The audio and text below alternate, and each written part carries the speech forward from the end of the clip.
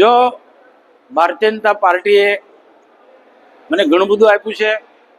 95માં પણ રાજપીપળામાં વિધાનસભા ધારાસભ્ય બન્યો, કેશુભાઈની સરકારમાં મંત્રી બનાવ્યો અને સતત 1998થી ભરૂચ લોકસભામાં મને જીતાડ્યો. ઓપન સીટ છતાં પણ ભારતીય જનતા પાર્ટી મને જીતાડે છે.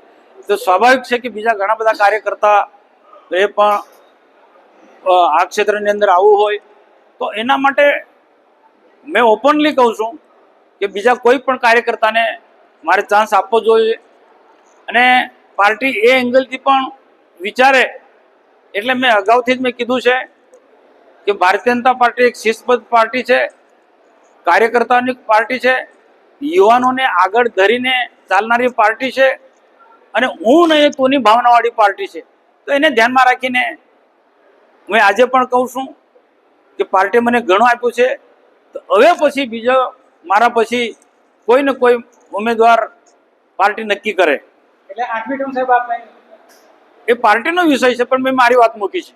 આ જ પ્રકારની તમામ અપડેટ જોવા માટે ન્યૂઝરૂમ ગુજરાતને લાઇક, શેર અને સબસ્ક્રાઇબ કરવાનું ભૂલતા નહીં.